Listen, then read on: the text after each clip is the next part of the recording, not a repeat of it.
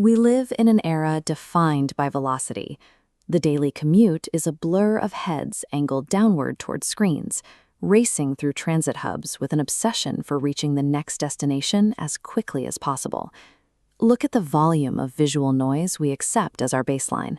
A modern metropolis like Tokyo demands constant attention, with shifting digital billboards and the relentless hum of traffic.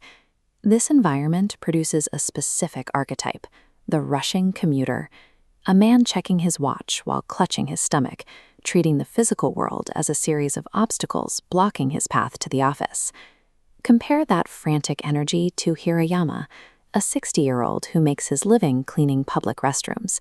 He wakes at dawn, folds his futon with practiced precision, and steps outside simply to look at the sky.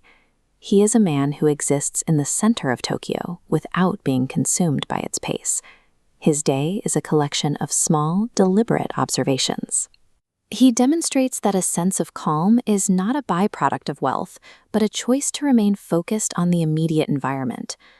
To maintain this focus, Hirayama relies on tools that lack an internet connection. When he selects a song for his morning drive, he sorts through a box of vintage cassette tapes. They have physical weight. Every step requires manual action: sliding the tape into the deck, pressing the play button, waiting for the mechanical click.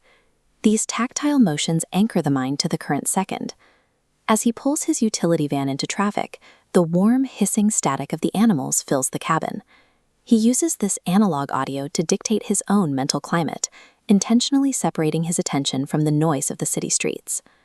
This exactness extends to his entire morning. He rinses his metal cup, trims his mustache with tiny scissors, and uses a spray bottle to mist a dozen frail maple saplings. He approaches these tasks with the same focus a monk might bring to a temple garden. By favoring manual processes over digital convenience, he builds a psychological barrier against the outside world. The effort required to execute these physical rituals leaves very little room for distraction. That focus continues when he reaches his job. Hirayama kneels on a small pad to inspect a toilet. He uses specialized nozzles, distinct rags, and a hand mirror to ensure even the hidden undersides of the rim are polished to a mirror finish.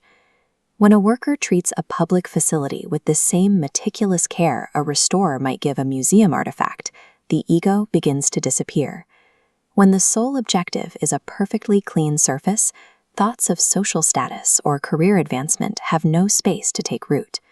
When a stressed businessman rushes past him, Hirayama simply steps aside and bows. He does not seek thanks or acknowledgement. He is occupied entirely by the work at hand.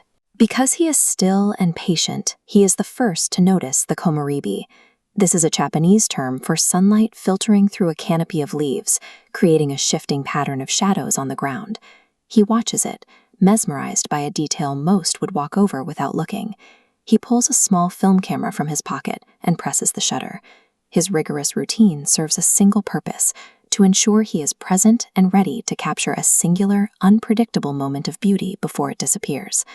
To the sprawling city, Hirayama is invisible, but by deciding to notice the way the light hits a leaf or the texture of a rag, he transforms a lowly existence into something closer to a masterpiece.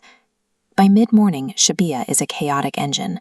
Thousands of people stream across the pavement, surrounded by blaring horns and the roar of the city. In the middle of this chaos, Hirayama sits in his blue van, catching his reflection in the window and smiling. He selects a tape by Lou Reed and lets Perfect Day fill the small cabin. He taps his thumb against the steering wheel to the beat, entirely insulated by the atmosphere he has built for himself. These days are not a gift of chance, they are manufactured.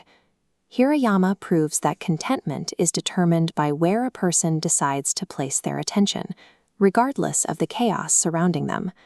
A sense of purpose can be found inside the very routines most people try to escape. By looking closer at the world as it is, Hirayama reveals the perfect day hidden in plain sight.